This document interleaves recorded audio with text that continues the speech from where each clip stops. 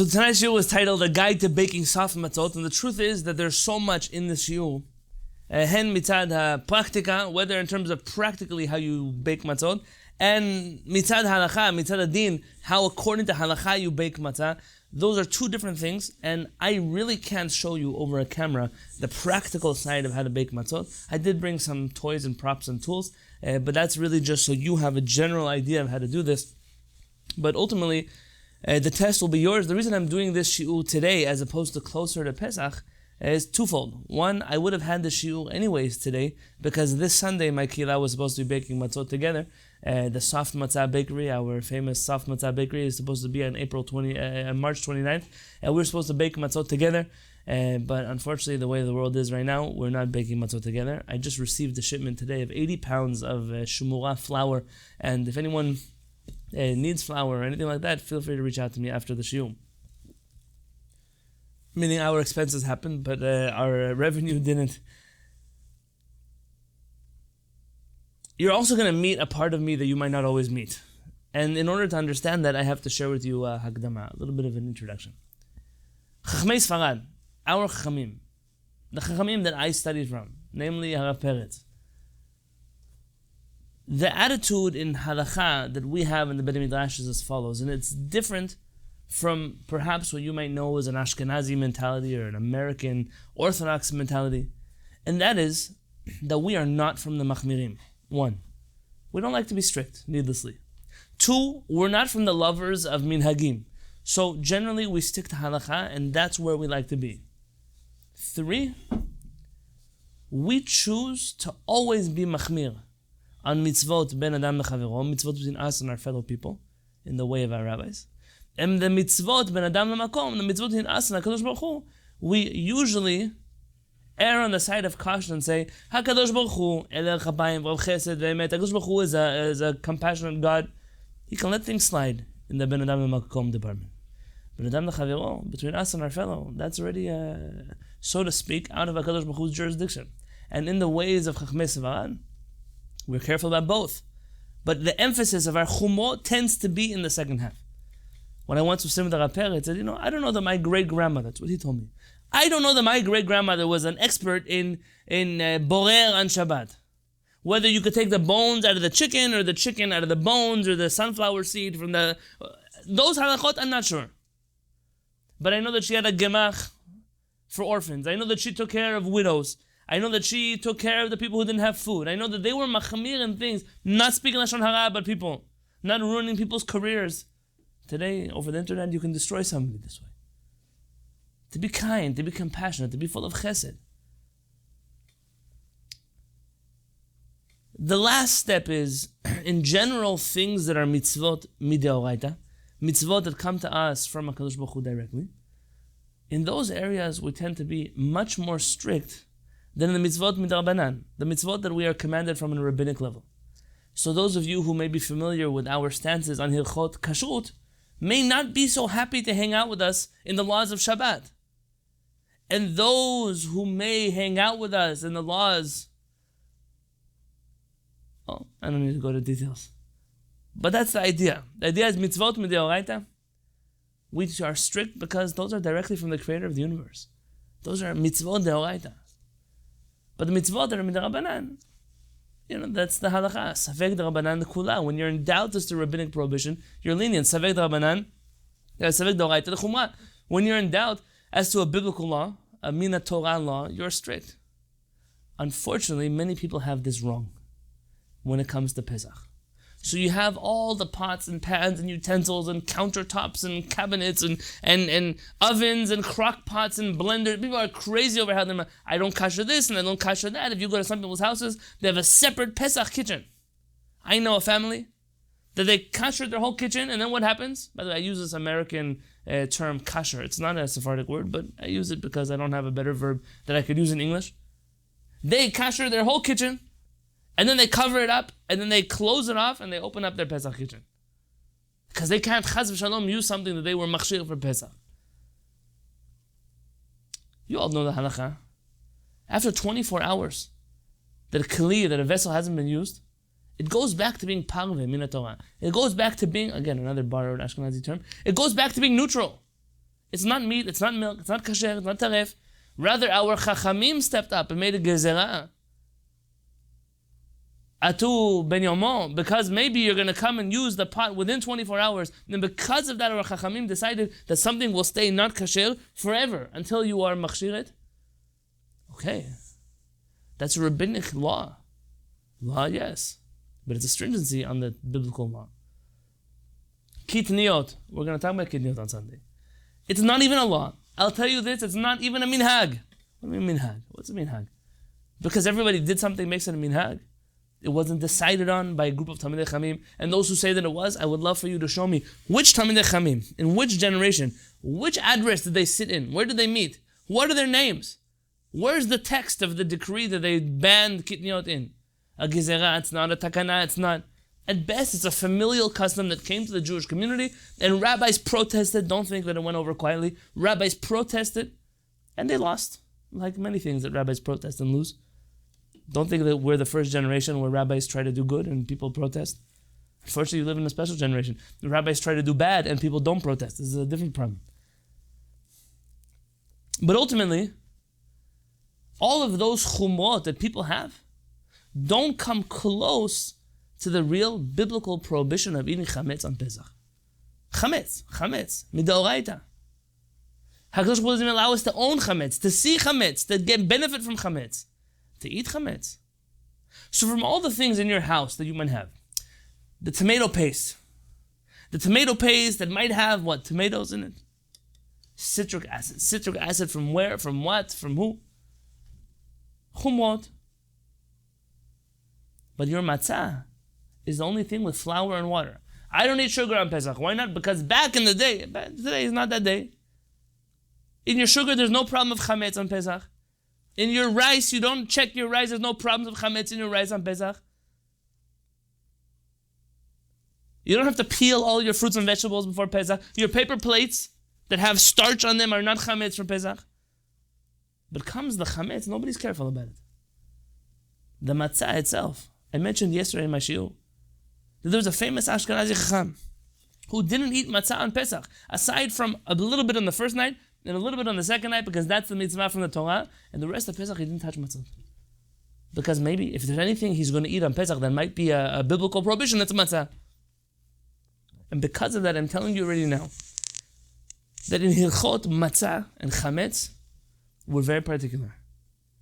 And I'm more particular than I am in other areas. You may consider it unreasonable, beseder gamur. I'm willing to be unreasonable because I don't want to eat chametz on Pesach. And more importantly, I don't want you to eat chametz on Pesach.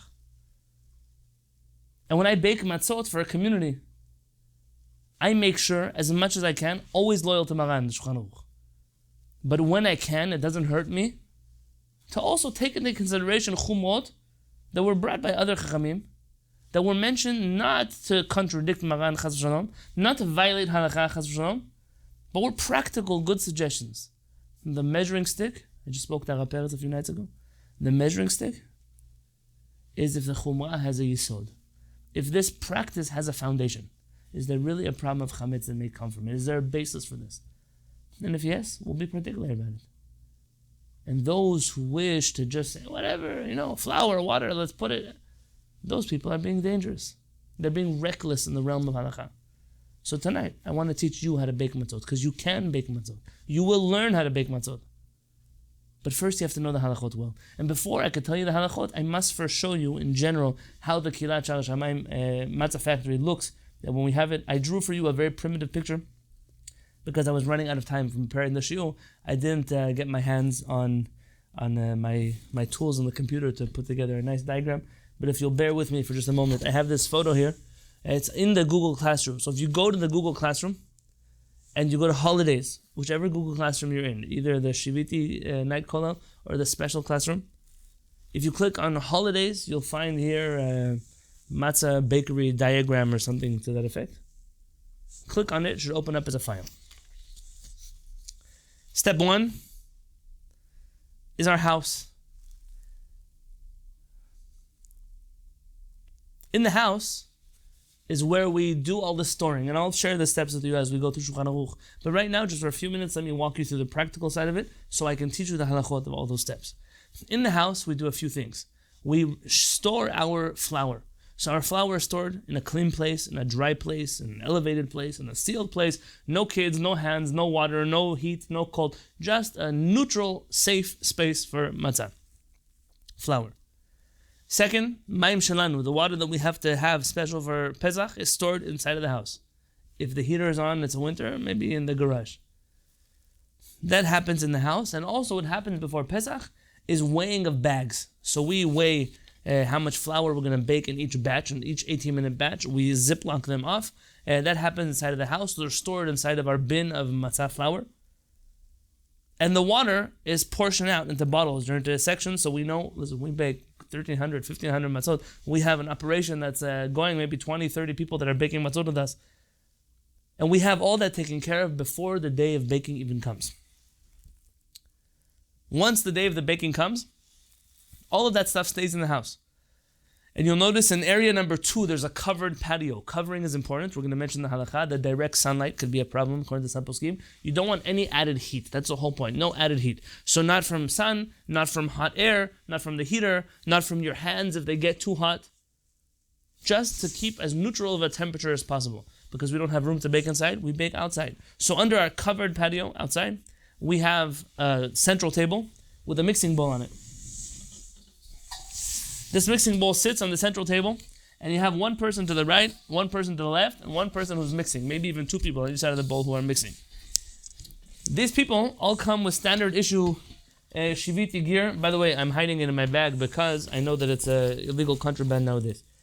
You get face masks. I'll talk about them later. Not everything is for halacha. Sometimes things are for hygiene, so don't be scared.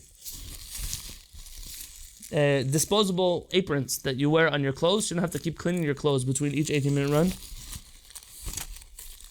A hairnet. Again, I said certain things are not for halacha. Matzah with hair is kasher, but chaz v'shalom that we would give that to you.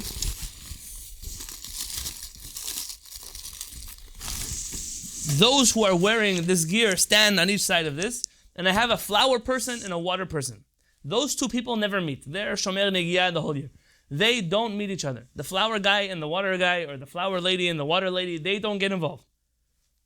One comes and puts it in, the other one comes and puts it in. As soon as the water hits the flour, the timer starts. We have a timer that goes up on the wall. We have somebody whose job is to mark track of that timer, and they start kneading the dough. They knead the dough, they knead the dough. As soon as that dough is kneaded, flour person, water person, mixing person, all dismiss themselves and go get cleaned up for the next part of the process. This bowl and everything in it, once the dough comes out and goes to area number 3, we send this bowl to area number 10, where it gets washed, scrubbed, soaped, cleaned, and dried on table number 11, so that we're able to use it for the next part of the process. Once this dough keeps moving, it goes into a tent, so it's always staying under a covered area. It goes directly into this tent. There should be an opening where it says the word tent. At the table number 1. Table number 1 are people who are kneading and rolling the dough, kneading. In the olden days, we used to have those, they have a word for them, the pinners in Yiddish, they call them. People are kneading the dough, they're constantly working the dough. Why? Because so long as you knead the dough doesn't become chametz. They pass it on to table number 2, which is in section 4. They pass it on to table number 2. Those are the people who are professional in rolling it out into balls, and then making them into flat tortilla-like matzot shape. So they're round. If I were to make them, they would look like the state of Israel. That's the shape they would look like. Other people make them. They look perfectly round. They go towards the end of table number 2. And if there's any extra dough that nobody's dealing with, it stays at table number 1, where there's a person who's working the dough, so it's never left alone. It then gets passed on to area 5, which is table number 3. Step 5 and table number 3 are those who add the holes. They go through and they put in holes. Let me show you how that works. So we have rollers. Yes, they're plastic. Yes, they are hollow inside, which means that we have many of these, and they get cleaned thoroughly inside and outside between every run. We also sand these down because those who use these prefer this to metal or wood rollers, are expert matzot makers. We have holes. Now, we initially tried to use stainless steel because it has no grooves, but stainless steel had a really hard problem of sticking to the dough. So we do this, and at the end of every run, these rollers are taken apart, and every piece is removed. every piece is removed. Every piece is removed. And it's cleaned thoroughly until the next step of the process, where it's again washed, dried, and then used in the next cycle. And we have enough of these to go around. Now, do you need to make holes in your matzah? You don't need to, if you're comfortable and confident baking matzot. But then you'll get into other problems later of what happens if your matzah bubbles up in the middle or folds over. And so we put holes in our matzot to avoid that problem. Again, like I told you, we do things that are not necessarily required to help keep our sanity and peace of mind and chametz away from you. After step number 3, the matzot are then carried by hand or by whoever is responsible for step number 6, and they go under a cover tarp outside to our matzah baking oven. It's very important that the oven and anything to do with the matzot are not next to each other. So the diagram is not necessarily to size, because you don't want the heat of the oven affecting, chas v'shalom, the tent where you're kneading the dough.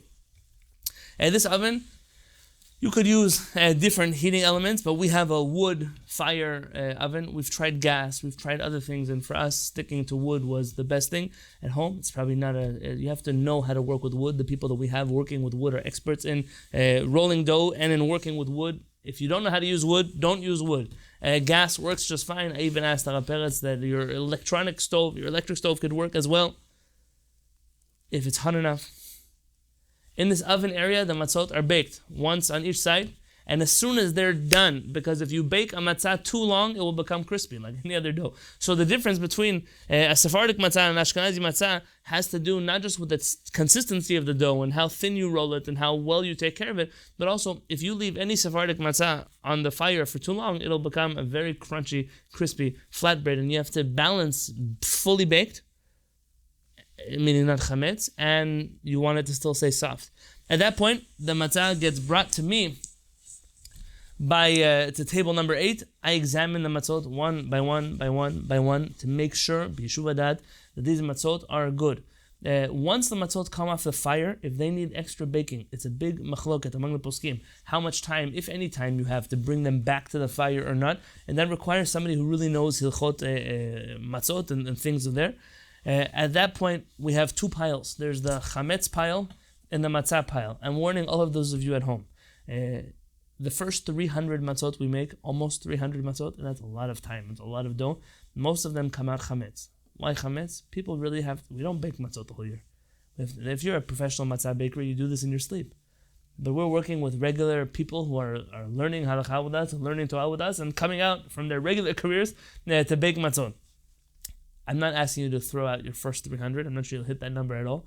But just don't be upset at yourself if you mess up the first few times. That's normal. You've never done this before. In fact, I might suggest, not with your Kasher Pesach utensils, but I might suggest that from now until Pesach, you try a few practice runs with the flour that you have. Regular flour, regular water. Don't be pressured by time. Get ratios worked out, and realize that the flour you're baking your matzot with may very well not be the same consistency as the flour that you're baking your bread with, and you want to make sure that you are flexible to adjusting your recipes with that.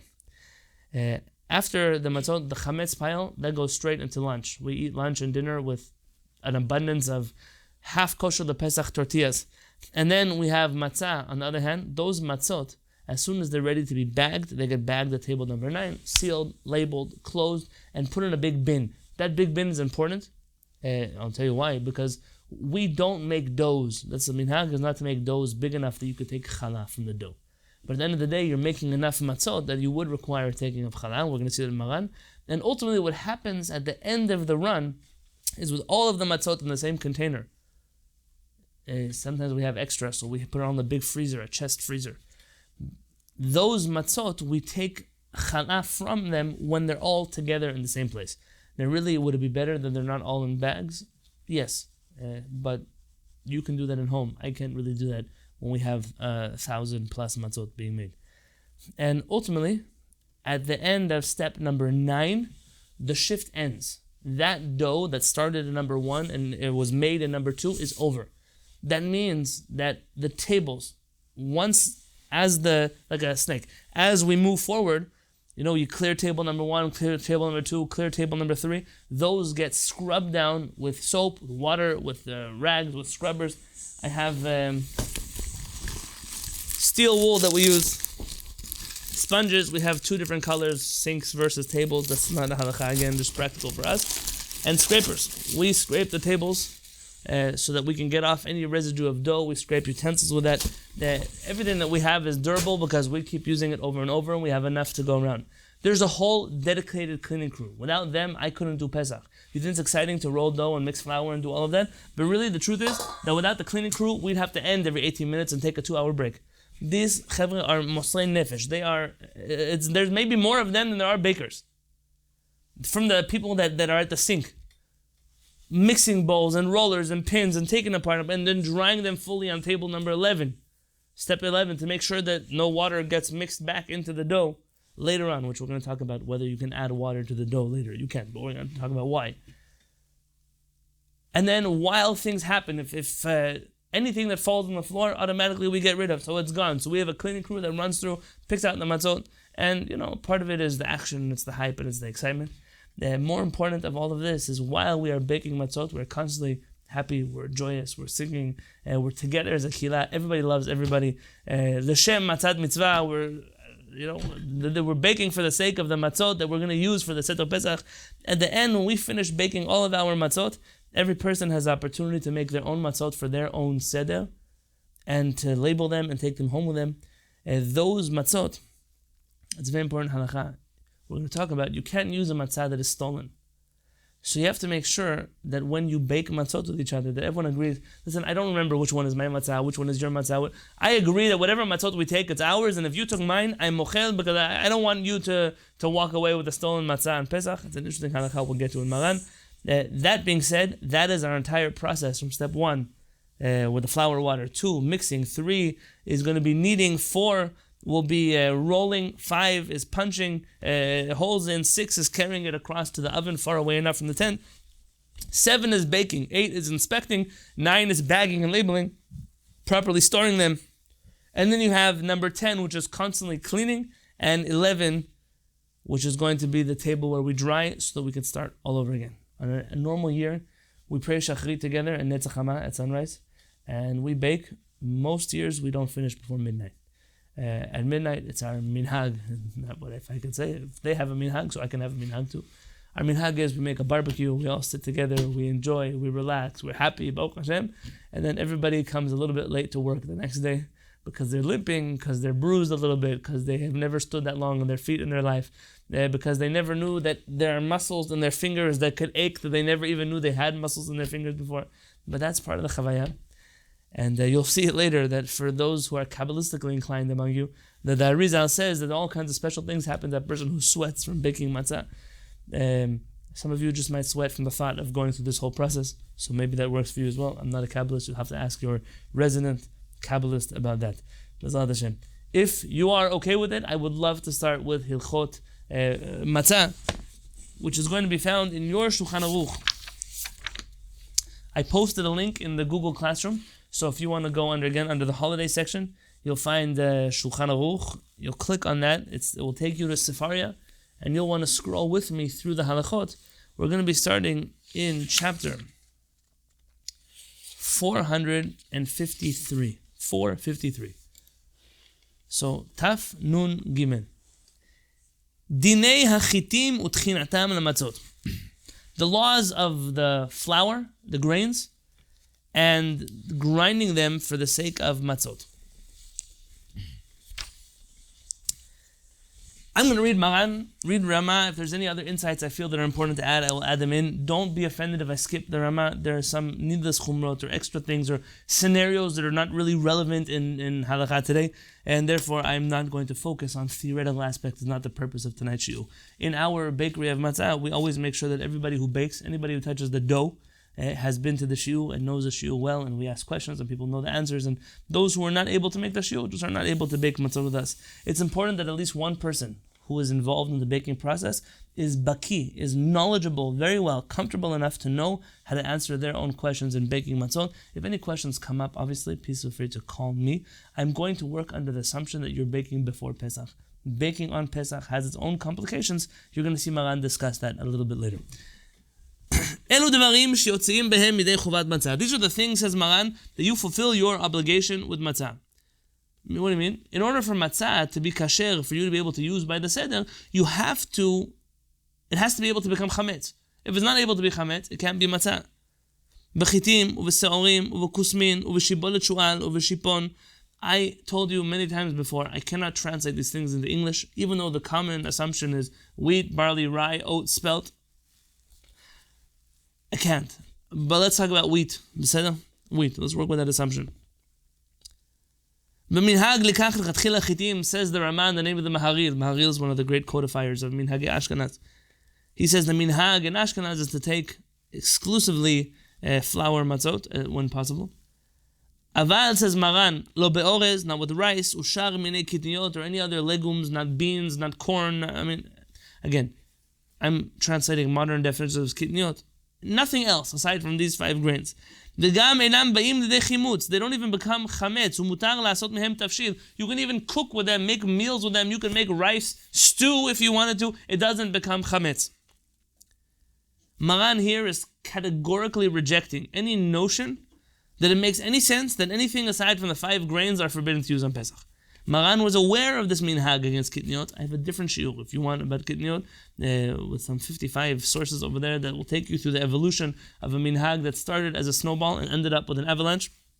My purpose today is not to talk about kitniyot, but Maran categorically rejects that kitniyot are a problem on Pesach, and more than he rejects, it's very important to know that kitniyot are not chametz, and because they're not chametz, you cannot make matzah with them either. And therefore, when you go to the store and you see some kind of potato matzah or some kind of gluten-free matzah, those matzot are not kasher in the Pesach. I'm putting oats here on the side. I've spoken in the forum about oats, and I want to talk about it here. Those matzot are not considered matzah because they cannot become chametz. The Rama says, some are strict about kitniyot. V'minhag b'Ashkenaz l'achmir, and the custom in Ashkenaz is to be strict, v'en l'shanot, and you should not change that minhag. Really, I don't want to deal with kitniyot right now. Maran has interesting halacha in Siv Bet. If you mix rice flour with wheat flour, and it's a combination dough, even if the majority is not wheat flour, but you cannot taste the rice, meaning the main flavor there is wheat flour, that works. You can fulfill your obligation with that on Pesach, and that's unusual. The poskim discuss, is it only with rice, is it other things, a special property of rice? I didn't come to deal with that today. Im lo biru, if they do not check through hachitim, the grains of wheat, ma'achilat achbar, from a mouse eating it, en bekach klum, there's no problem with that. What are you afraid of with the mouse?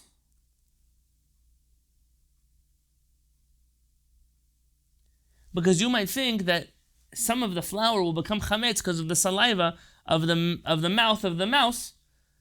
You don't have to worry about it. You don't have to check for these problems. Again, this is consistent with the halachot in general, that don't create problems where there are no problems. If you see a problem, ask already a chacham. If there's no problem, don't go looking for problems. There are people who Hashem has blessed them with the ability to find problems everywhere.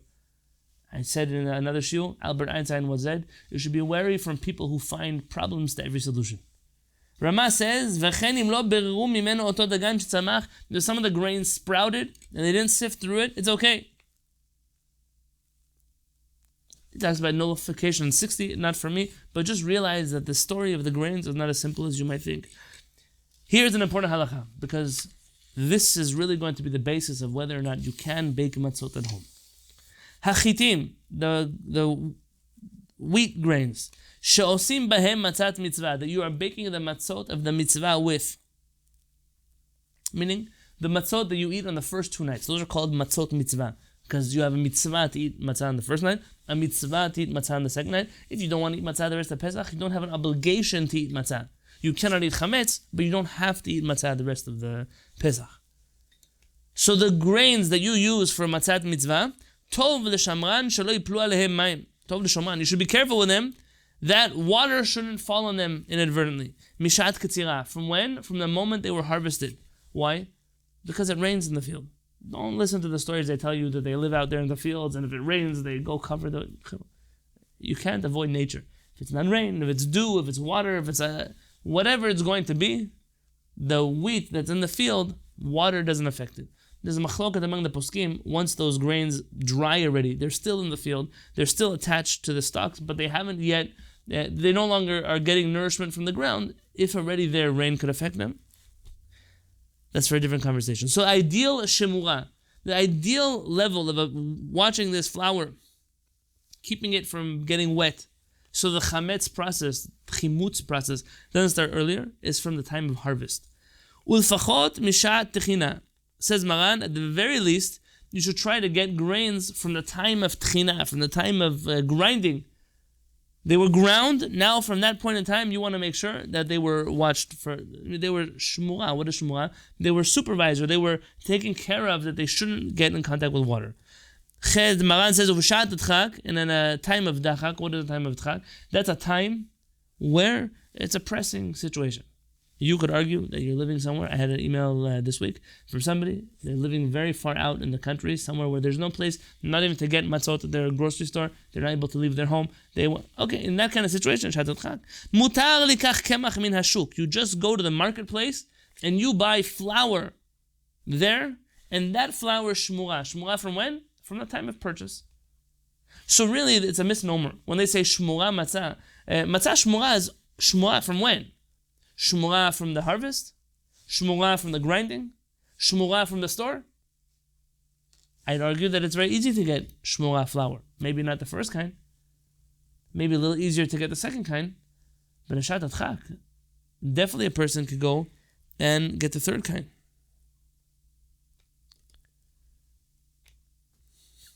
And if you go buy the grains yourself, the kernels, and you grind them, those are even the second category of shmura. You have them from before the time where they were ground.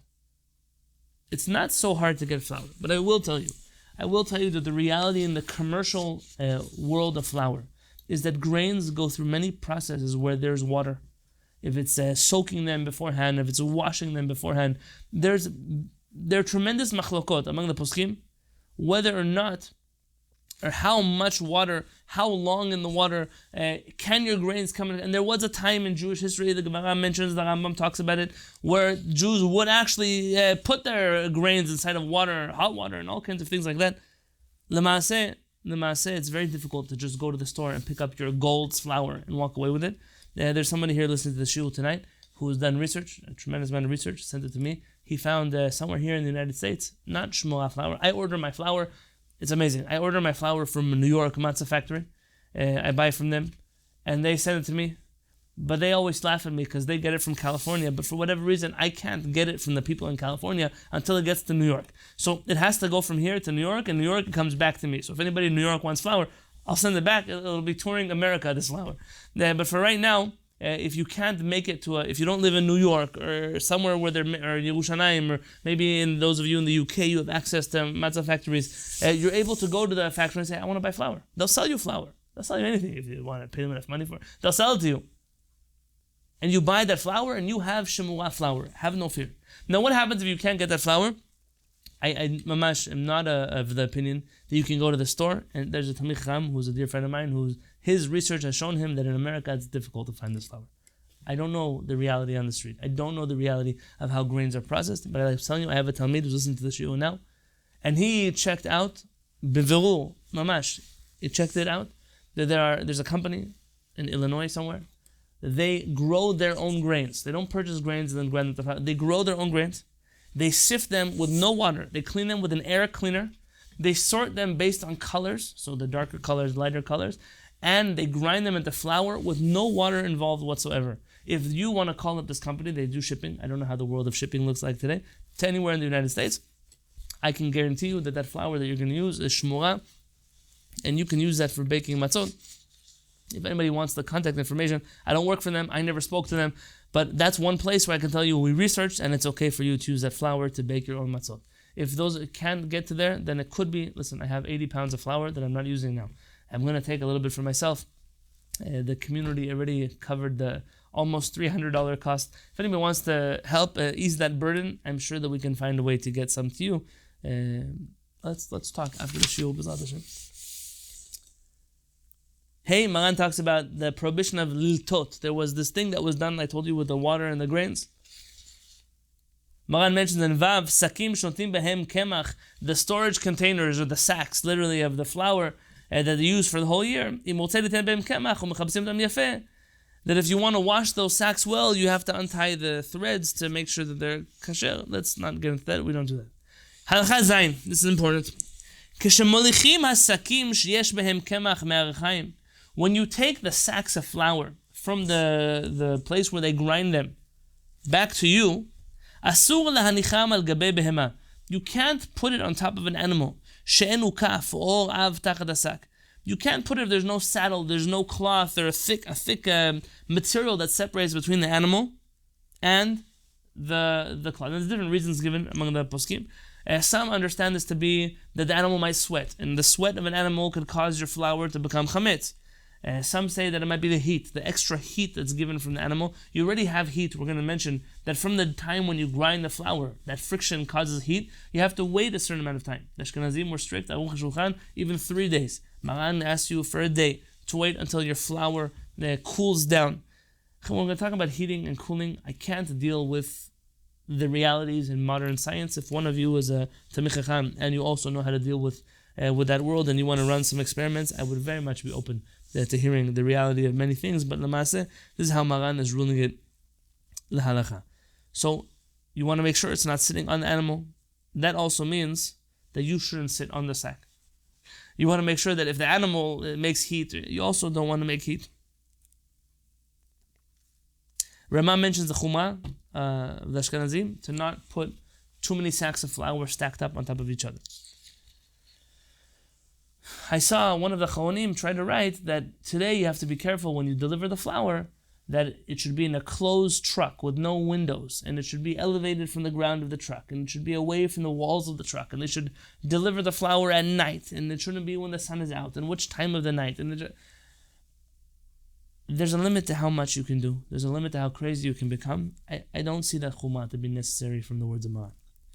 Maran writes in Chet, Noagim l'naker harchaim. You are the custom is to clean out thoroughly the grinding tools. Mishum dizmnin natnu behem tivua letutan esolet. There are times. There are all kinds of things that might be chametz. You want to make sure that you clean it well. And the custom, it's a custom. The custom is to wait that first batch of flour that comes out to use it after Pesach. Ramah mentions minhag and Ashkenaz that anshe maaseh, that people who were extra particular, they would go themselves and they would watch themselves as their flour was ground. Okay. We already mentioned different levels of shmua. And that means, by the way, that any matzot that you buy from the store, box matzot, square matzot, whatever matzot, they're all shmua. It just matters how shmua. Tet. You should grind the dough a day or two before the mixing of the dough. You should grind the flour before 1 or 2 days before you make the dough. And if you grind them on the eve of Pesach, some say you can't use that for the same day. Because the flour still has some residual heat from the grinding process, and we'll add extra heat into the process. That will throw off our 18-minute count, and we will no longer know how quickly this dough can become chametz. And because of that, that is yesh omrim. There are those who say that we don't use flour that was ground on the same day. This is highly irrelevant for us, but it will have other ramifications in terms of heat and other things that could affect the status of the flour. Siman Taf Nun Dalid. I'm going to skip most of the siman. Maran writes, all the different kinds of grains you can't use for matzah. If you look in the end of Seif Aleph, you can even use the most refined flour. You don't say it's not a bread of affliction because it's such high quality bread. It's okay. It's still considered bread of affliction. Ramah mentions a custom in Ashkenaz not to make the dough too wide, the matzah too wide, because then it will look like a fancy bread. He doesn't want it to look fancy.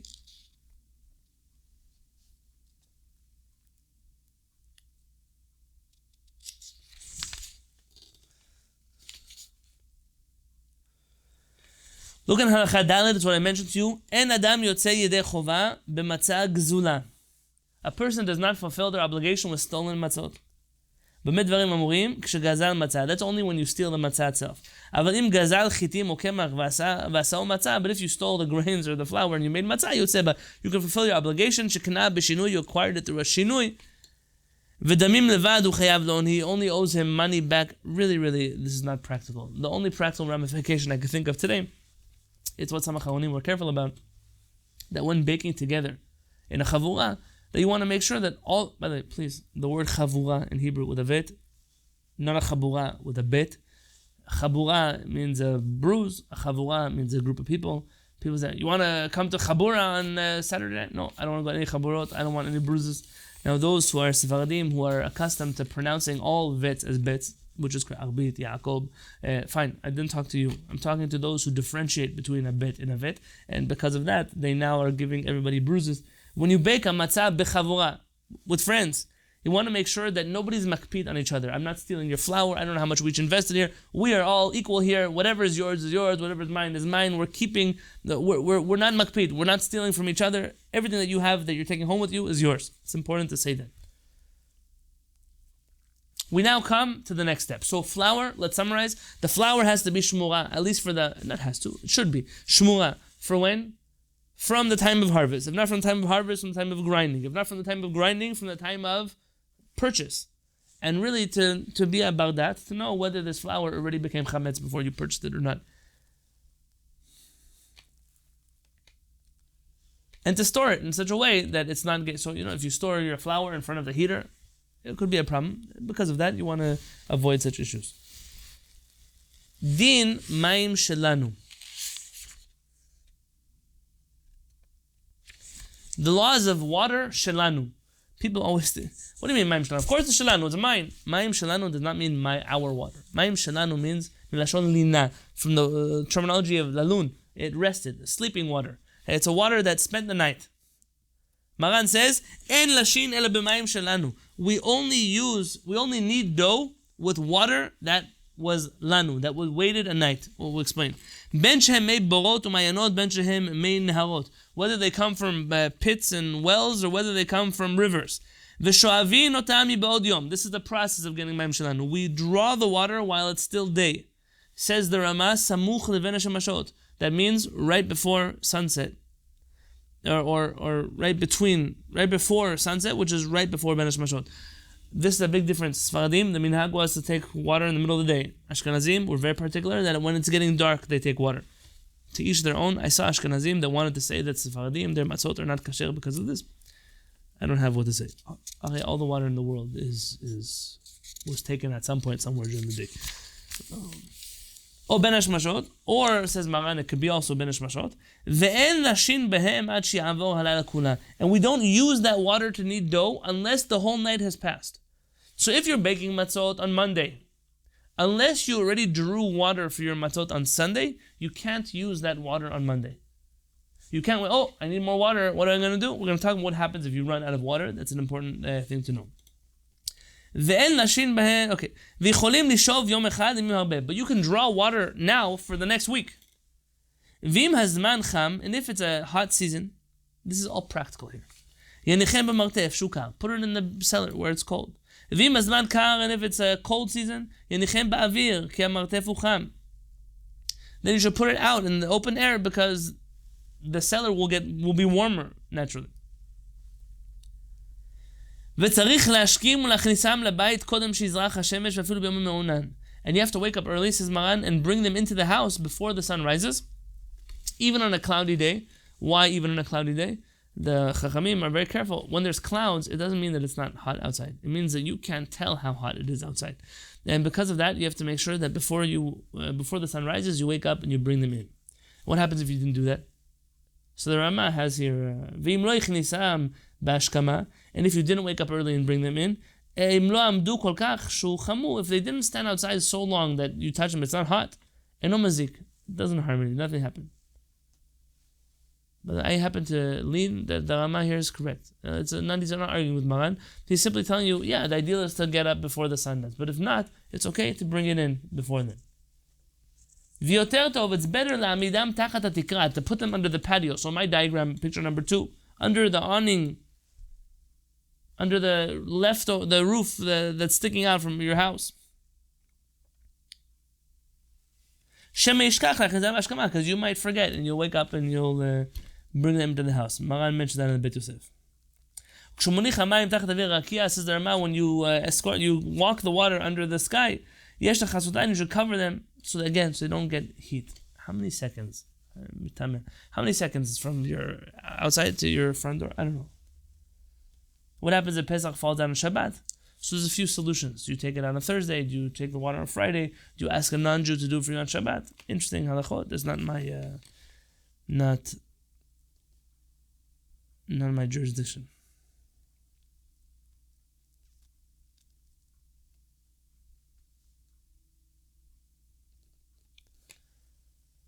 Rama mentions about a non-Jew taking the water. Okay, to each their own. Yesh omrim, some say, Shemaim hamechunasin besisterna, water that are collected in a cistern. Mutar lelush behem samuch l'shivatan, you can draw from them immediately and use them right away.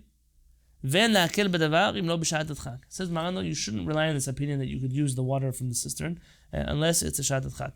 Practically, the real question is going to be about tap water.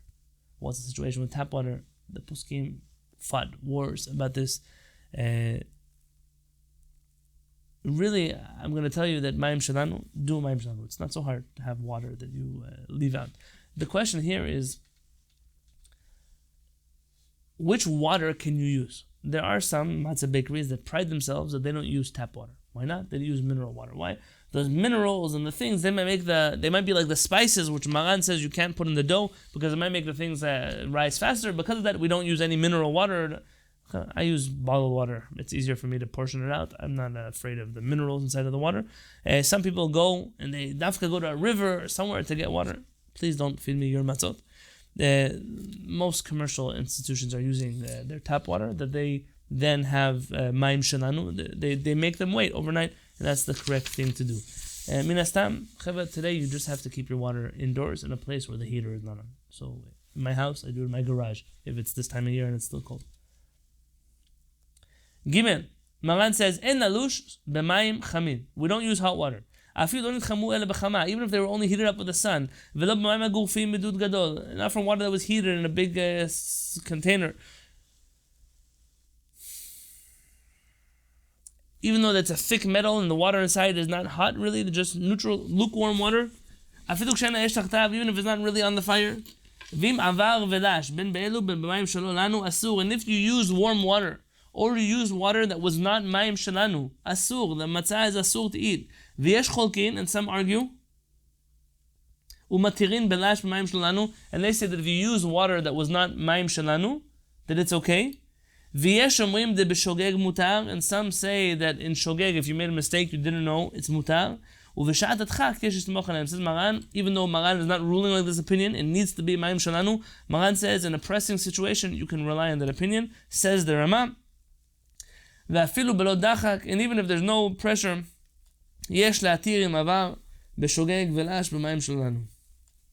Rama permits if you use water that was not shalanu, even if it's not a pressing situation, as long as it was a mistake, as long as it was shogeg. Bottom line, mayim shalanu is very easy. Do it. מים שלא לנו, שהתבטלו חד בתרי במים שלנו, לשין בהם. If you run out of מים שלנו, you can mix them up intentionally. You can mix 1 part מים שלא לנו with 2 parts מים שלנו, and that's fine. Mishnah B'Lai even adds that you can, as long as the majority of the mixture is מים שלנו. But let's say I have 3 water bottles. If I have 2 water bottles that are מים שלנו and 1 that wasn't, Shalom Aleichem. Now really, it's not really relevant. All the water bottles we have are probably shalanu anyways, but I'm just giving an example. Nohagim, here's the custom. Shelo liten melach b'matzah, not to put salt in the matzah. V'nachon hadavar, says Maran, it's a good thing not to do it. Rama says, what do you mean good thing? V'afilu b'diavad yesh le'asor. Even if you put in the matzah by accident, happened after the fact, you should not eat those matzot. Why? They're afraid of the next seif. Maran says, Lasho matzah beketzach v'sumsemin. If you put ketzach as a kimmel in the Ashkenazim call it, sumsemin is the sesame seeds, uvminei tavlin, all kinds of other spices, kshera. If you mix them into the dough, it's kasher. You can use the matzah. Kivan sheyesh bata matzah, because you can still taste the taste of the matzah. Umikol makom, nonetheless, en leten batavlin. You shouldn't really do this ideally. Lefi shu chad umechamem haisa, because it's sharp and the spices cause the dough to become hotter. Halachically, I'm not telling you realistically here. Haggadah says the Rama, upilpilin and peppers. Afilu b'di'avad asur, even after the fact it's forbidden. V'chenim nafad basit, and also, okay, so that's not relevant to us either. We are dealing now with salt in the matzah. Matzot with salt tastes really good. It's like if you ever bought Pita.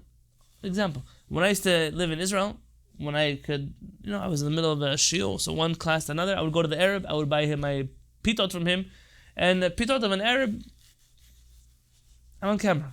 They don't taste so great. That's why they always give you a little baggie of green powder. California, you might get arrested for it. In Israel, the green powder is za'ata, and you are meant to sprinkle it on your bread because the bread is just flour and water, it has no flavor. Hence the reason the Chachamim say you have to dip your bread in the salt before you eat it because it has no flavor. It wasn't talking about those who have chalot with salt and sugar and eggs and yeast and marshmallow fluff, chocolate, cinnamon, challah, chalot that they eat. That's not what we're talking about. It's a simple flour water bread. That's what an Arab pita is. When I could get out of the old city though, I used to walk to the shuk Machane Yehuda, and there was a baker there who made Yemenite pitot. A Jewish man made Yemenite pitot. And those pitot tasted like Gan Eden. I can't tell you. And what's the difference? Just a little bit of salt. Somebody could have told the Arab, but it's good. This Yemenite guy should have business. Those matzot, those pitot were special. And in fact, I recall that Rav Kapach once wrote about this. He says, listen, the bread has to be lechem oni. It has to be bread of affliction. It doesn't have to be lechem mag'il. It doesn't have to be gross bread. It doesn't have to be lechem mitoav, loathsome bread. It's not supposed to be fancy bread. The Yemenites held onto their minhag. They put salt inside of the matzah. And you should know that there are little details here in the notes. The poskim say maybe a little bit of salt to give flavor is not what Maran is talking about. Maybe it's when there's a lot of salt. I don't want to stick my head. I recommend baking flour, water, nothing else. You can imagine those people with the mineral water, they're afraid. Buy the salt, just leave it out.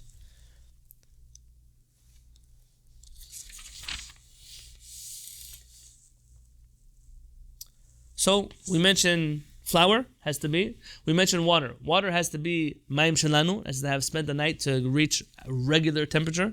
And you want to make sure that when you mix the water with the dough, you don't add in anything else except for water and flour. So, Shiur kamut lishat hamatzot. This calculation here is a little bit complicated. Maran is basically telling you if you want an exact measurement, please put a note in the classroom. I'll give you a measurement. I think in Israel it comes out to about 1.2 kilos. So those of you in the UK, all the other countries in the world use the same measurements except for us here. I don't know how to tell you what kilo matayim is like here. To use about this, we don't make a dough that's bigger than the size of a challah. Why? Because remember, when the water touches the flour, it stays kasher the Pesach, meaning matzah, until you stop kneading it. From the moment the flour touches the water, there's an 18-minute window that if you don't do anything with the flour, it becomes chametz. But if you're working the flour, you're rolling it, you're kneading it, you're squeezing it, that whole time, how long? Maran is going to tell us, even the whole day. You started the dough 8 o'clock in the morning, it's now 9 o'clock at night, and you're kneading the dough is not chametz. They tell you 18-minute matzot. You know, in the factories, by 12 minutes, 13 minutes, the matzot are in the trash. They're machmir. They don't want to reach 18 minutes. I'll tell you that Arav Peretz in his younger years used to go to the matzah bakeries. All the matzot they threw away, he would take home. Matzot are expensive. He said, what is for chametz, for me it's matzah for Pesach. But 18 minutes only works, it only kicks into effect if you're not working the dough. So we're afraid that one person is going to bake matzot. They don't have 30 helpers. And how much dough can you possibly handle? Even when we finish our 18-minute run, there's another 10, 12 minutes of dough that's still being worked and kneaded and rolled that has to make it to the oven. And therefore, when a person is kneading dough, we want to make sure they don't have too much dough for it to possibly become chametz.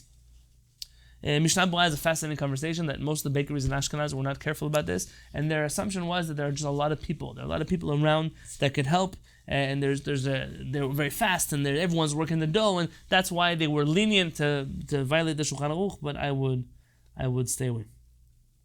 Says Maran, don't see bit. If you did more dough than that, mutar b'diavad. B'diavad, it's okay, so long as it didn't become chametz. I mean, the rule is don't do it. But if you did it and it didn't become chametz, it's okay.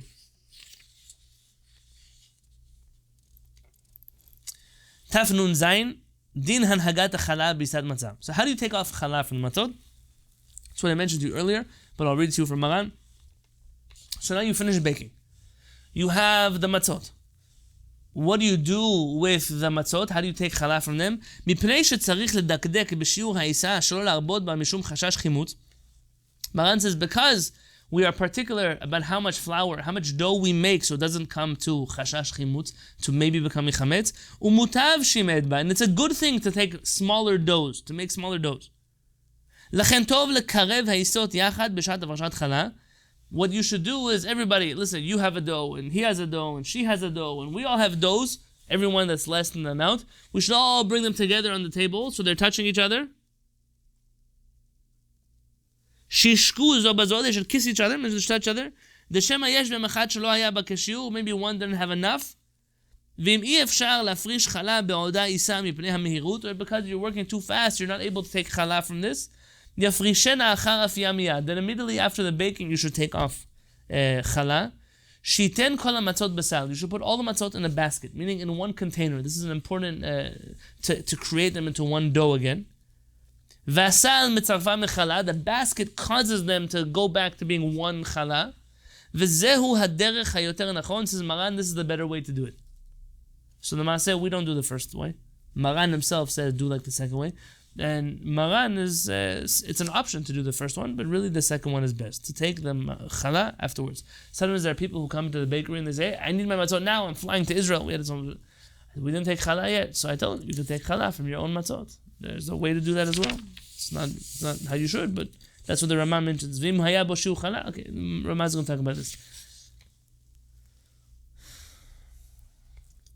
In Halacha Bet, Maran talks about making dough on Yom Tov itself. My grandmother, Alayhi Shalom, used to wake up in the mornings of Pesach, in the old days, before the square matzahs in the box came along. There's a blessing in Farsi that says your hands shouldn't hurt you. It's a blessing you say down. When my grandmother's hands started hurting her, and she got a little older, and everybody didn't believe in saf matzot anymore, and everybody was just eating crackers for Pesach, she just gave up on baking her matzot. But she would bake matzot fresh every single morning. How's the matzah going to stay fresh? Every morning. She would wake up in the morning. By the time everyone came home from Beit HaKnesset, there were fresh matzot on the table. Halash isa b'Yom Tov, someone who needs dough on Yom Tov shel Pesach, on Pesach, lo yikra shem lachalad shetafeh. Don't call it chala until after you bake it. Shi mikra la shem, once you call it that name, eno rashai la'afota, you're not able to bake it. V'minichana kach tachmitz v'eno rashai l'tzarah b'Yom Tov, it already becomes chala, now you can't use it. And if you leave it this way, it'll become chametz, and you can't burn it on Pesach. And if you forget, okay, what should you do? Already this is complicated. Israel, Chutz La'aretz, Halacha is not relevant. I'm recommending for people, don't bake every day of Chag. Baruch Hashem, today, you can bake everything before Pesach. Between now and Pesach, you have freezers that will keep your soft matzot soft. And I recommend that for those of you practically, you keep your matzot in a bag, and about 30 minutes before you want to eat those matzot, take them out of the freezer, put them on the counter, maybe on a plata, and don't let them dry out. Just let them defrost, and then those matzot will be just like tortillas. Taf nun chet, says Maran, mitzvah lalush hamatzah be'erev Pesach. It's a mitzvah to knead the dough, to make matzah on Erev Pesach, on the eve of Pesach. So this year would come out to be in the Erev Pesach. We have time, because there's a few days before Pesach, to prepare the Mayim Shalanu, to get the flour, to do all of that, and then on the eve of Pesach. Why? Nohagim shelo lalush matzah mitzvah be'erev Pesach ad achar shesh shaot. After the 6th hour, these are famous matzot on Erev Pesach, shehu zman hakravat korban Pesach, because that's the time when they would offer the Pesach offering. U'v'yudalet shechayot b'Shabbat, lashin be'erev Shabbat achar shesh shaot. And if it falls out on Shabbat, then they do it on Friday after 6 hours. Now, the Ashkenazim really didn't love this so much. Some yes, the Hasidim, they bake on Erev Pesach. Some Ashkenazim were very particular. I know Rav Kook, for example, would not eat matzot that were baked on Erev Pesach. Why? It's a problem. Once the time of chametz has come, there's already, on Pesach itself, it's complicated. Erev Pesach, you make a mistake and your chametz pile becomes chametz. What do you do with all the chametz? You're not supposed to have chametz anymore. So for those who are baking on Pesach, if you're going to bake on Pesach, you should know, you should make an oral declaration. All that I'm baking, anything that falls, any crumbs on my clothes, anything stuck to my utensils, any chametz that comes out, is not mine. I mevatel it already now. Because you don't want to get into complications of that on Pesach. So for Sepharadim and for some Hasidim, the matzot that are baked on the eve of Pesach are of the highest value. And for others, they stay away. Maran rules that suggest that as a halacha. More like he suggested as a minhag, nuhagim. The bottom line is that there were different chachamim that did different things with this. We practically would never try such a thing just because it's too much of an operation, and then to go into the seder that night, it would be impossible. So now, Taf Nun Tet, 459, chapter 459. So you just keep going through Sepharadim. I haven't been giving you instructions. If you click on the top, there's an arrow, a down arrow on Sepharadim, and you could select chapter 459. Maran says, En nashin bimkom hashemesh. You don't need the dough in a place where there's sun. Uviyom ha'me'unan, and in a cloudy day, asur tachat kol avir rakia. You can't do anywhere. So in the daytime where it's sunny, you can't do it in the sun. You have to go to the shade. You don't have to be under something, but just in the shade, in the open air. But in a cloudy day, you can't be anywhere in the open. Mishum dioma de'eva kula shimsha. Because Chachamim tell us that in a day of clouds, really the sun is everywhere. Haggadah says, and therefore the Ashkenazim have a custom that they stay away from baking even in front of an open window. Even if there's no sun by that window. Maybe it'll be cloudy and you won't know. And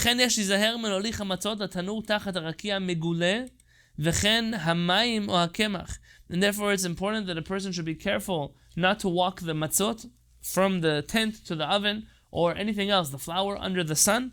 And really, if it's shady, it would be okay. Like I told you, this is one of those things that's easy to be particular about, and therefore we are, but you don't have to. Most of you, most likely, will be baking inside. It's not even relevant. This is very important if you're going to be baking at home. So you have your flour, and you have your water, and you have your dough. It's very important to keep the flour and the water away from the rest of the stuff. You don't want to pour in flour and comes out the flour onto your freshly baked matzot. That would be a problem.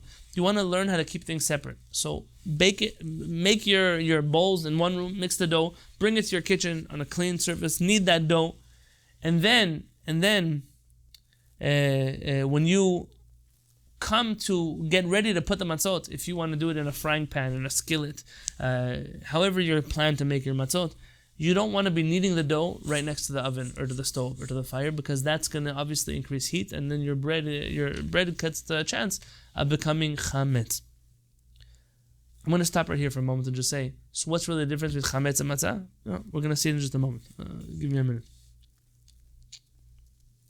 Lo yanichu ha'isa b'lo esek. You should not leave the dough unattended, without being worked. Even for one moment. Because and so long as you keep kneading the dough, even the whole day, it doesn't become chametz. This is a halacha, black on white in the Shulchan Aruch.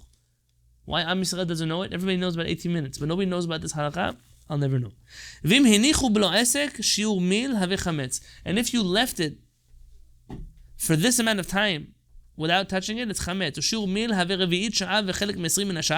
That comes out to be 18 minutun. That's comes out to be 18 minutes. Minutes.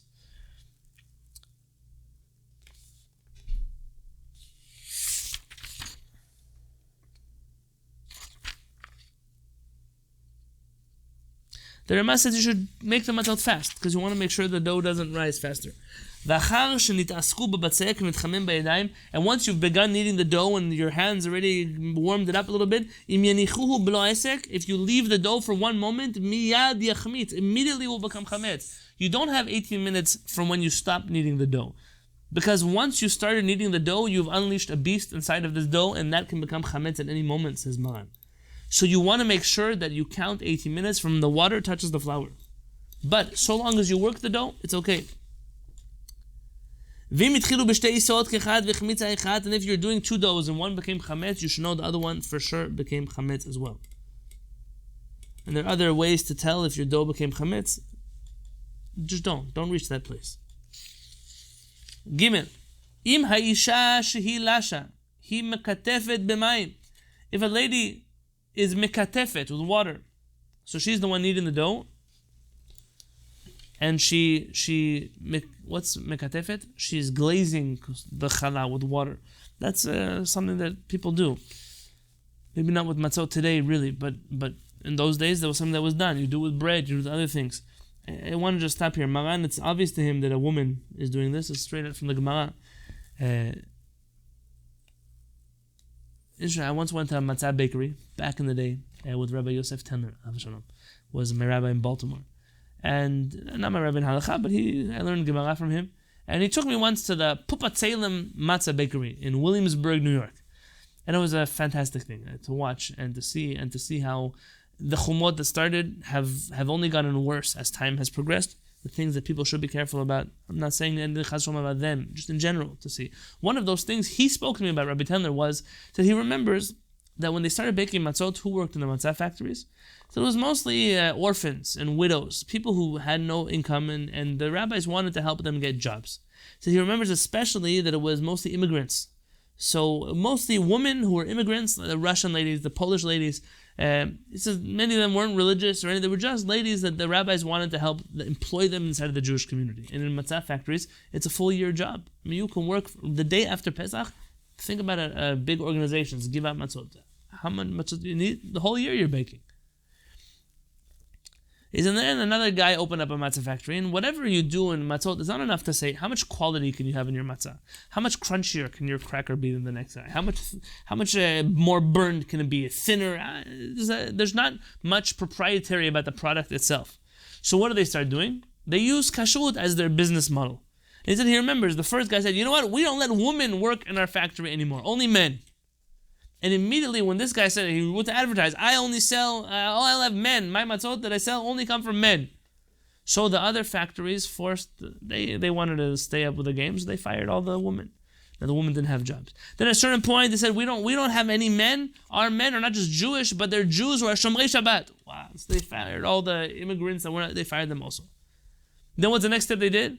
We only have men who have beards. Beards. You're talking about a special kind of mask for that. And the other matzah factories fired everybody. And that's why when I was in the middle of Williamsburg, I noticed there are all these yeshiva students that are baking. I said, why are they not studying in yeshiva? I said, no. If you're a dropout from yeshiva, but you still have your beard, they let you work in the matzah factory because they don't take women and they don't take the not religious people. They want the dropouts from the Jewish community to come work in the bakery. Rabbi Yonatan said, this is a chumah. What about all the people that are unemployed? People that could have these jobs. These guys should go back to school. Get a degree, get an education. It's obvious to Maran that a woman would bake matzot. It shouldn't even enter your mind that such a thing is not allowed. I'm saying it now because, unfortunately, I live in a generation where I have to say such things that are dvarim peshutim. So if the woman is kneading the dough and she is glazing the dough with the matzot with water, lo tekatef b'otam mayim shemitzanet behem yadea. She shouldn't use the same water that she cools her hands in. Some ladies were careful that if they felt their hands getting hot, they didn't want to make extra chametz chances in their dough. They would cool down their hands in water. She shouldn't use that same water to do it. Because that water gets a little bit warm. I'm talking everything here in the halacha, not scientifically necessarily. She should have another bowl of water that she has water to glaze with it. Says the Rama that if she didn't cool down her hands, it's also okay. It doesn't seem to be the minhag in all places that people cool their hands down. We're not careful. Rather, a person should just know if they feel their hands getting hot for some reason, they should go cool them down, pass the dough to the next person. If they shouldn't stand next to the oven and use those hands. But for the most part, or the most important thing, the person who's putting the dough into the stove or into the fire should not be the same person who's handling the dough over there. You should have somebody whose hands are not heat hands. that would do that. That's probably the most relevant thing. So the person who goes, for me, between the tent and the oven doesn't hang out by the oven. He hangs out by the tent and just runs things back and forth to the oven.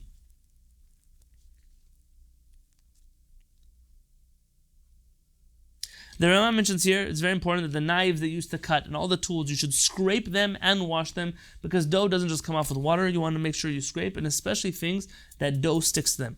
For those who will be making soft matzot, it's a tendency of a softer dough to stick more.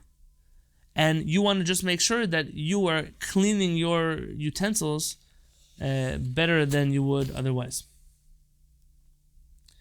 Maran says, Avra velasha tachat hashemesh halacha hey. If you broke the rules, or she broke the rules and she kneaded the dough under the sun, hapat muteret, the dough is mutar. It's not forbidden, just suggesting not to do it.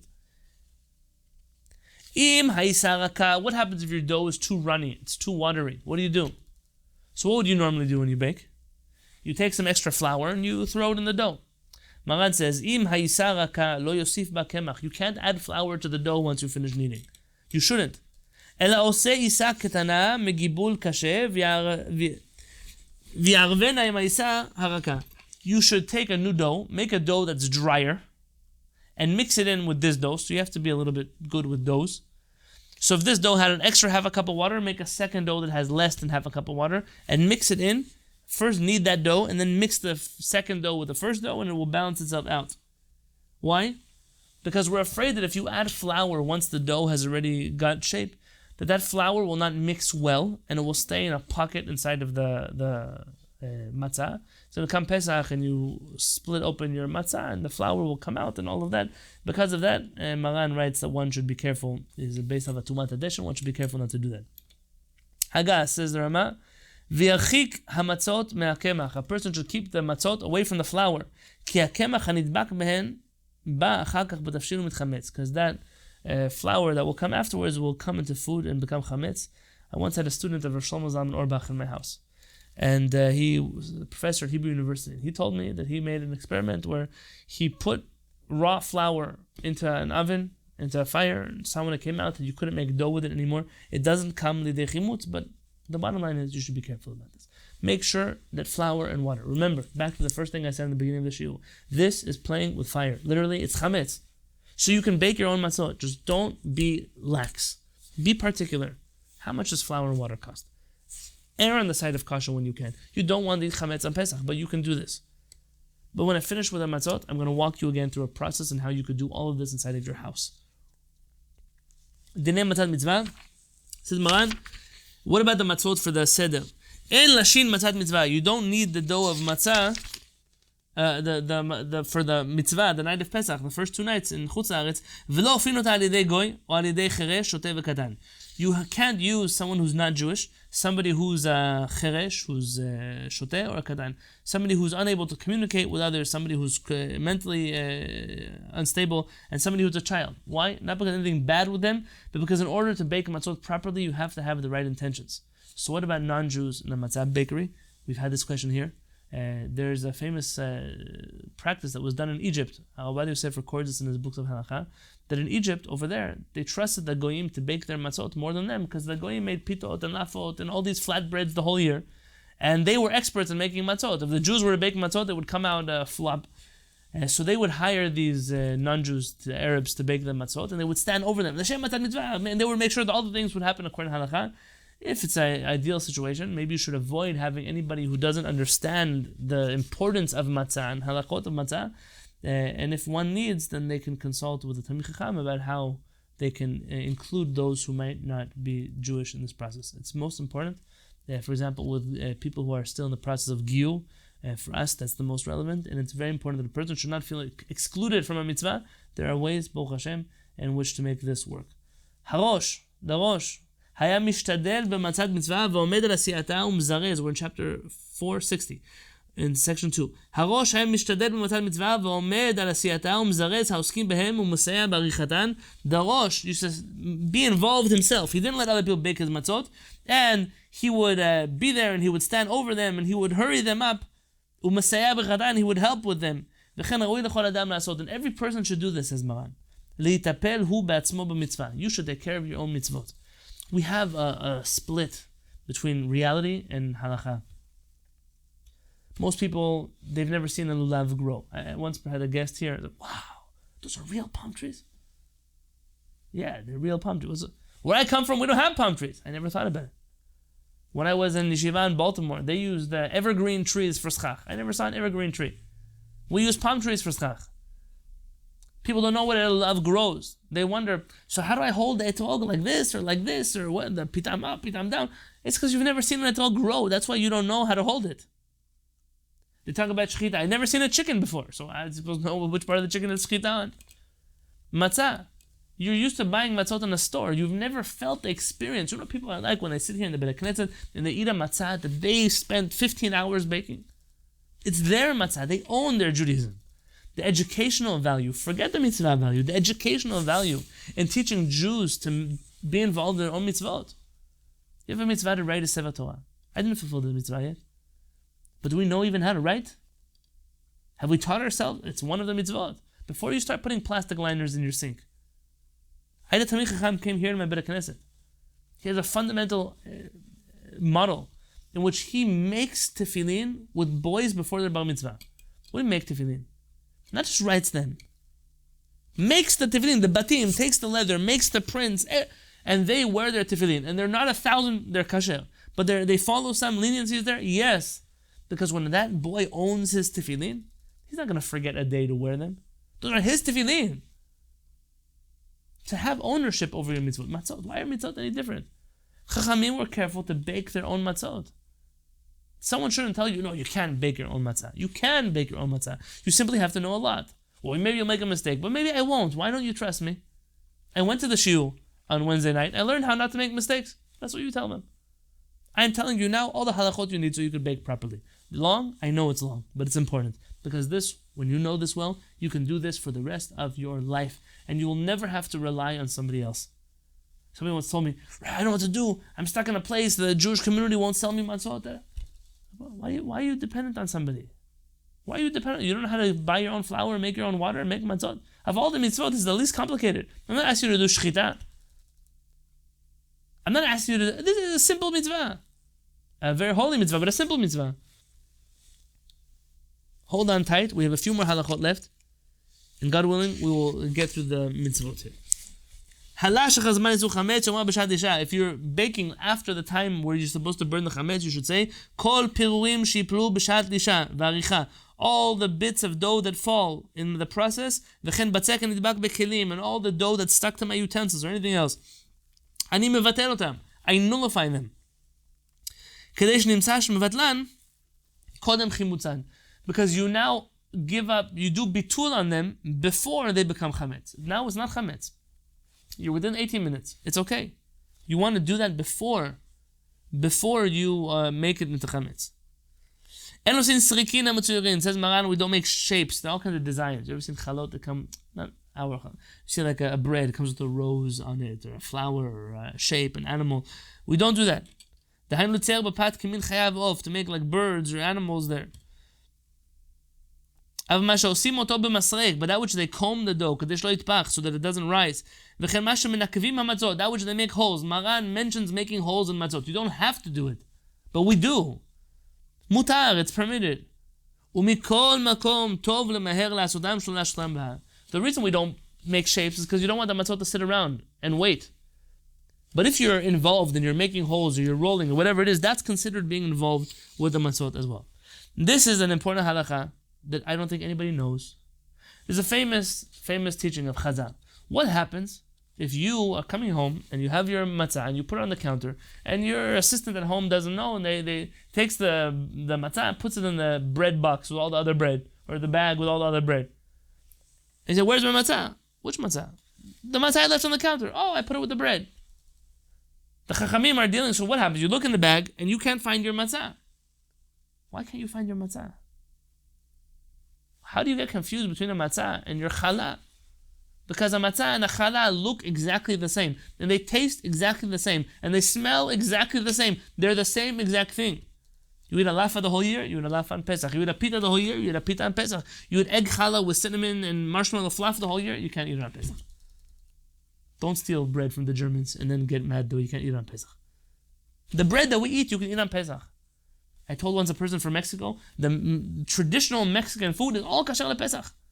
Wheat tortillas, if you bake them correctly and fast enough. Corn tortillas, beans, rice, chicken, meat, fish, peppers, tomatoes, onions, salsa. What is there chametz there? There's no chametz there.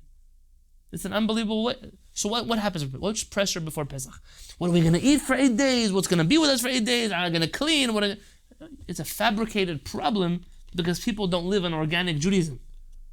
So don't scream at me. Scream at you. Why are you still part of a non-organic Judaism? What does a matzah look like? A matzah looks like bread. En osin bepesach pat ava, says Maran. You don't make thick bread on Pesach. Uh-oh. What do we do? Maran says no thick bread. Tefach. You shouldn't make it more than a tefach. How much is a tefach? A tefach is your fist. You have a smaller fist than me, a bigger fist than me. A fist is a fist. A fist? 1, 2, 3, 4 fingers without the thumb. Some want to say 8 centimeters. I don't measure. Measure with your... Chachamim didn't say 8 centimeters. Chachamim said tefach. Chachamim didn't say 7:42 in the morning. Chachamim said when the sun rises. Chachamim didn't say that at 6:29 you have to finish praying mincha. Chachamim said look at the sun and see when it sets. Chachamim say you do something at midnight. When do you know? How do you calculate midnight? Midnight is exactly 12 hours after midday. How do you calculate midday? You stand in the street, and exactly at midday, you'll have no shadow in front of you, no shadow behind you, no shadow to the right of left you. The sun will be Hashemesh kofachat al rosho. The sun is glaring down on your head. That's midday. You look at your clock, it's 12:37. That night at 12:37 is halachic midnight. Chachamim said, you have to eat something the size of an olive, the size of an egg. It doesn't mean a dinosaur's egg, an ostrich egg, a turtle egg. It means an egg that you have in your house. Is it an olive with a pit, without a pit? What kind of olive? A Spanish olive? An olive. We've created a whole new religion that's not organic. It's not real. It's fake. Everything is artificial. Matzot. Thicker than a tefach. Tefach, 1, 2, 3, 4. Your matzah can't be thicker than that. I'll just give you a little hint. When you make matzot with flour and water and they're that thick, they don't taste so good. But I'll be honest with you. The problem with making matzot that thick is very hard in this process, with the amount of time you have, to bake the middle of that matzah. Somewhere over here, you're going to have dough. And therefore, we don't have a minhag to make matzot that thick. The matzot are thinner. My matzot are probably the thinnest soft matzot out there. I've seen and I've been to many places where they bake soft matzot. And I take them and I open them and Hashem Yishmo what I find inside of them. Someone brought me 2 years ago soft matzot from Israel. I put them in my freezer. I sold them. It was like chametz, and after Pesach I ate them. I didn't even have to check them.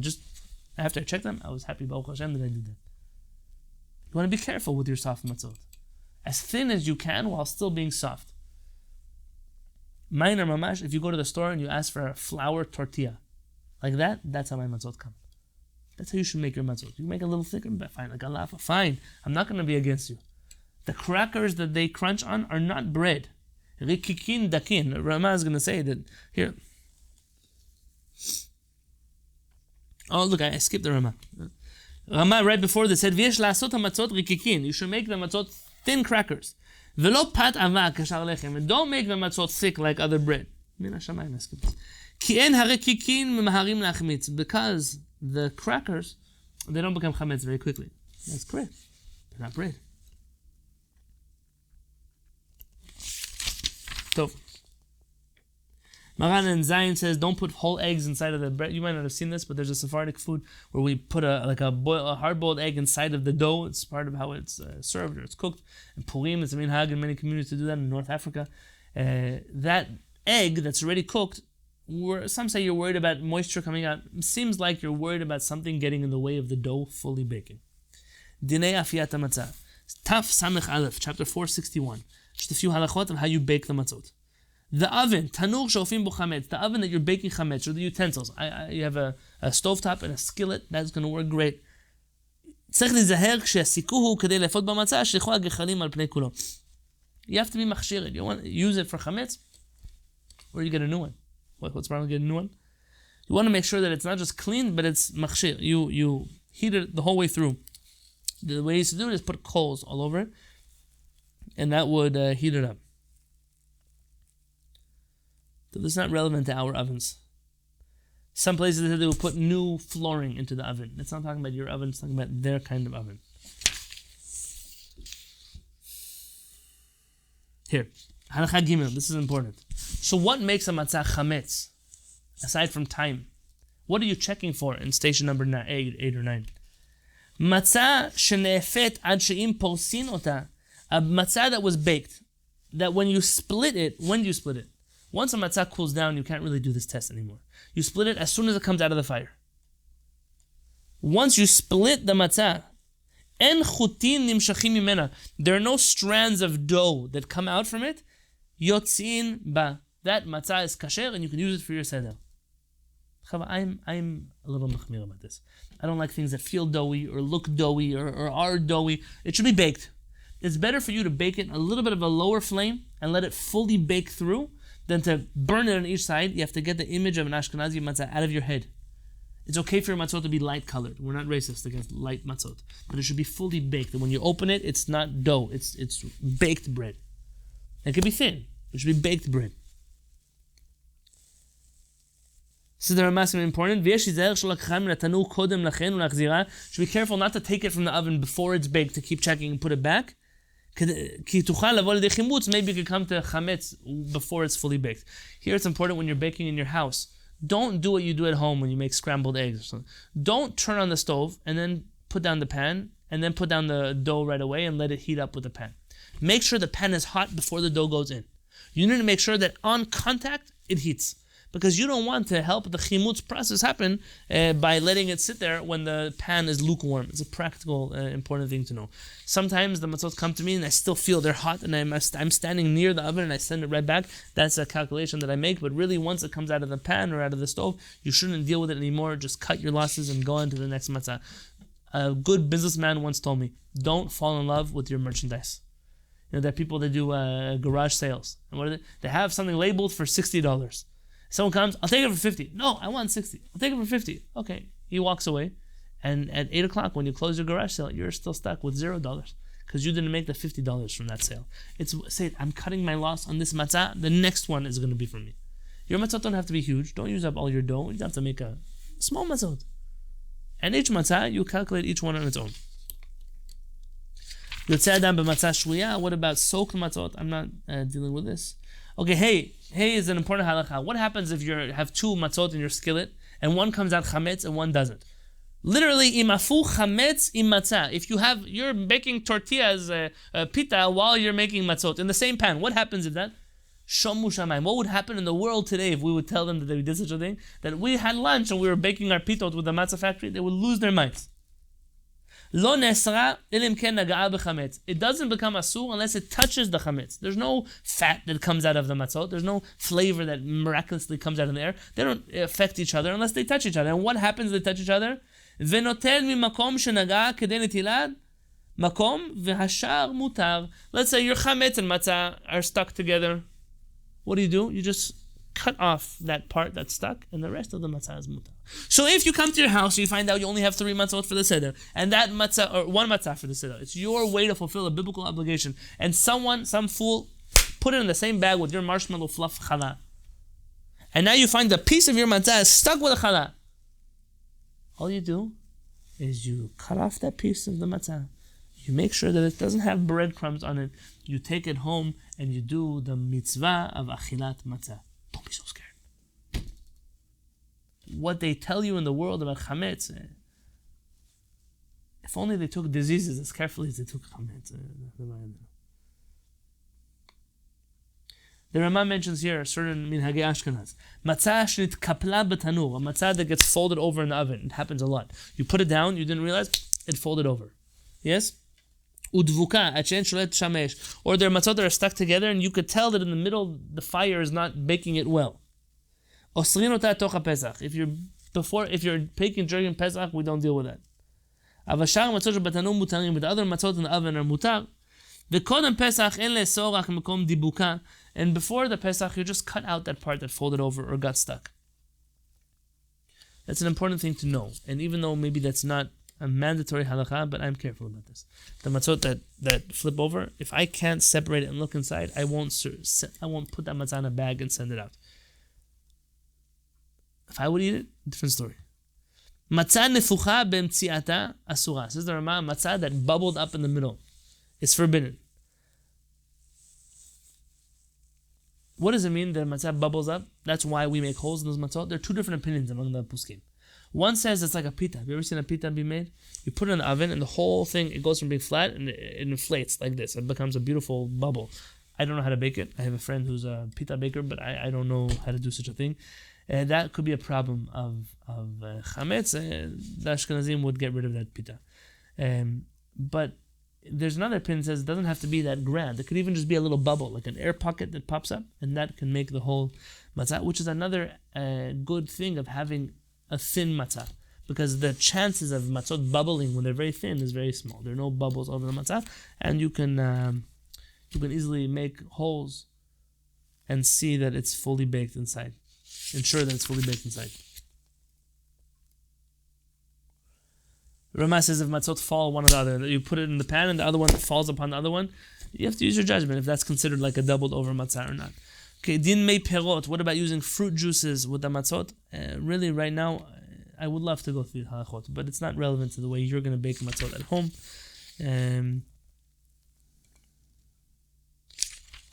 Let's just tell you that according to Maran, fruit juice, pure fruit juice. I mentioned this in the Shiur the other day. If you take orange juice, not from a bottle, pure fruit juice, and you put it into flour, you can leave it there the whole day, it doesn't become chametz.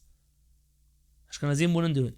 Which is why Maran in Halacha 6, in chapter 462, Sivav, Maran writes, Chita shnimtzet b'dvash o b'yayin v'chometz mutar.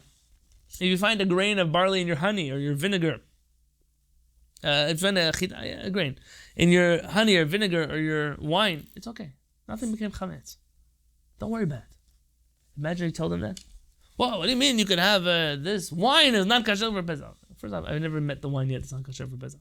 Even if there was literally grain sitting in your wine, it would be kasher for Pesach. Maran mentions here that a drop of water would not invalidate the wine from being able to be made with flour, which goes against what I said last night. It doesn't really go against what I said last night. That is explained that wine has different properties than orange juice. So orange juice with a drop of water inside of it would make your food chametz.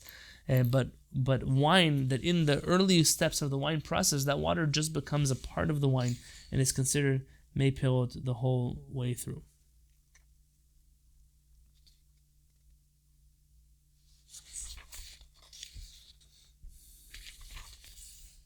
Okay, maybe just one last section. This is the grossest part, so I'm asking for those of you who have a hard time with these halachot, just forgive me for this. I'm only telling you some crazy things. One, so you could end off smiling. We're still in, well, I don't know if we're still in the Matzah and Marror, but some of you might be in some time zone somewhere. A little bit of smiling, and that will be the halachot we end with. That has the reason, it's the reason that I have these, even though it's not necessarily a halakha. Let's look.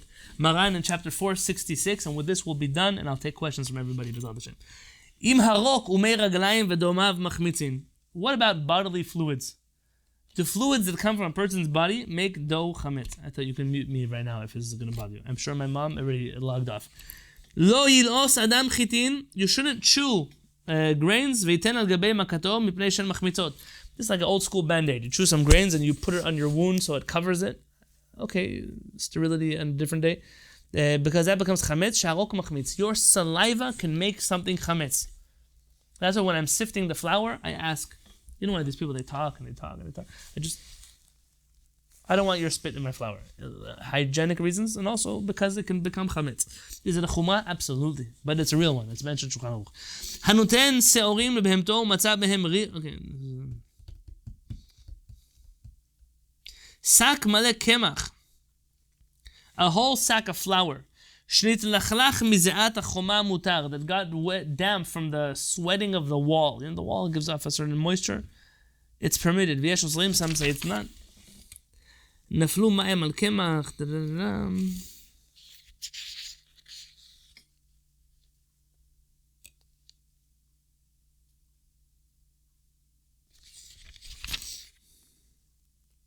Hatal machmitz. Halacha hey, dew makes your flour chametz. V'chen meraglayim, and urine makes flour chametz. Umei hapeh, and saliva makes flour chametz. V'achotem, and mucus makes flour chametz. V'ha'ayin, and secretions from your eye make them chametz.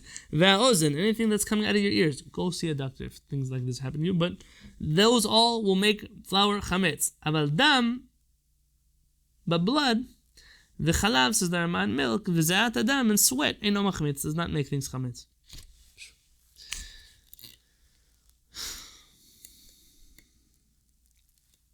What about other bodily feelings? I'll let you look at the poskim. I had enough of this conversation. I still need to go home and eat dinner.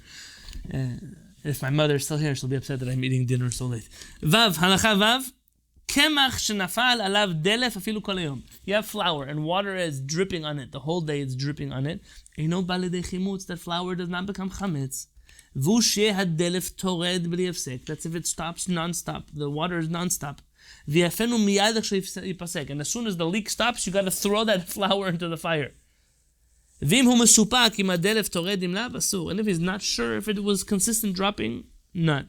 It's a fascinating halacha, which is not so probable to happen in your life, but there are times, like Maran mentioned earlier that I skipped, where if your your flour got a little bit wet, you could just take off that part of the flour and use the rest of the flour. It doesn't continue its growth into the rest of the flour if the rest of the flour is not wet. Let me end today with, before I take your questions, just a few practical suggestions, a few practical ones. First off, how do you bake matzot in your house? So my ideal setup would be wherever you get your flour, please make sure you get kosher flour, not flour from the grocery store. Make sure, do some research. If you need information, get it from me. For those of you who are in the tri-state area, it's very easy for you to get it. For those in Israel, very easy to get it. In the UK, I'm assuming you have the same resources that others have in the East Coast. If you live in the West Coast or some random place in the world, like San Diego, California, you can share our flour with us, or I can give you the link for that place that we researched and does have non-water treated flour. But it's important to know a few things. You have kosher flour, maim shelanu, maim that has stayed up the whole night. Important steps. To do all the sorting of flour in a different room from the water, you don't want those things to meet each other before you start your timers. As soon as the water touches the flour, make sure you have an iPhone, something like that. Start your timer right away so that you know when your 18 minutes are up. What stops at 18 minutes? All the things, the dough that's not being used, leftover scraps on table number 1 or table number 2, you can't use anymore. But you're still working on table number 3, that's fine. That dough that you're working is okay. It can bake until you have time to get into the stove. Practically, it means you probably shouldn't try this alone because you need one person kneading the dough while one person is baking the dough, at the very least. So you can have each one of you mixes the flour and the water, and then you go on to the next step, and then you switch and switch and switch. But you need to normally have at least 2, I would say even 3 people to feel safe. If you want to do this as a group, you're more than welcome to do that. Just someone should take role of being the objective person who's the chametz one. I want to make sure that things are living up to standards and help each other out. One person is a self-appointed or group-appointed mashgiach, just to help, because when you're in the middle of the heat, you don't see the whole picture. You're focusing on kneading, rolling, holding, baking. You want somebody who's overlooking your project. Any questions that come up, don't be afraid to ask. I'm here for them. You have my personal phone number, my personal email address. You can reach out and get in touch with me. Skip the forum if it's a chametz question and get directly in touch with me. Your next setup should be a clean place to work, a table.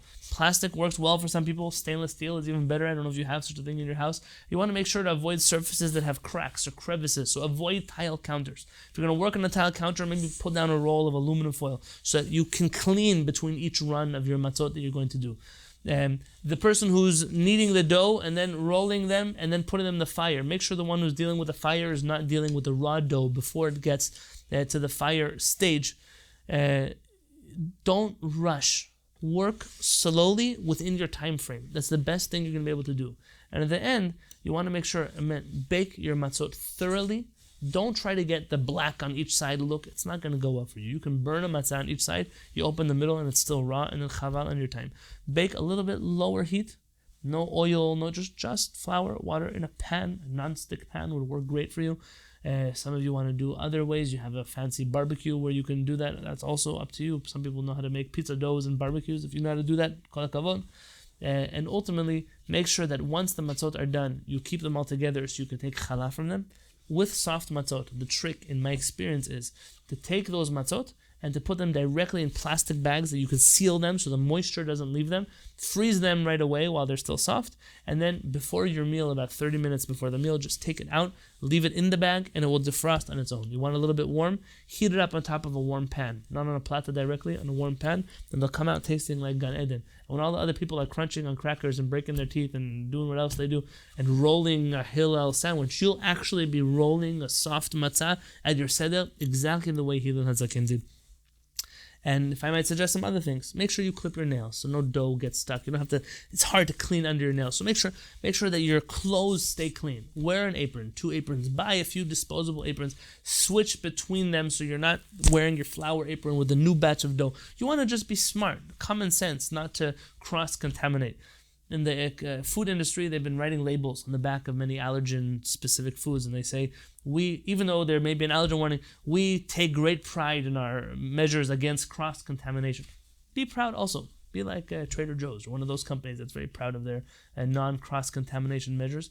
You'll be thankful. And when you sit there at the Seder Pesach, and you look at a matzah that you made, and you sing, Bivilo yatzanu mimitzrayim alachmanya benechorin. This is the bread that my forefathers ate when I left Egypt. This is the bread that your forefathers ate when they left Egypt. Your foremothers, your forefathers, all of us, Ashkenazim, Sepharadim, Temanim, doesn't matter where you come from. All of us once ate this matzah.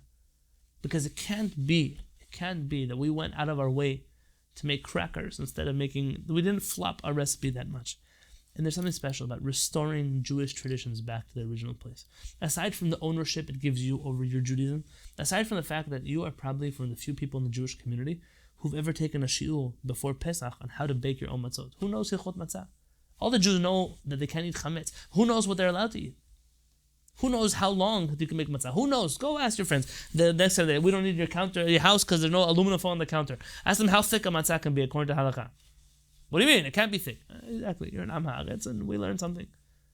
Be proud that you own your Judaism. Be proud that you're educated and you're learning Torah.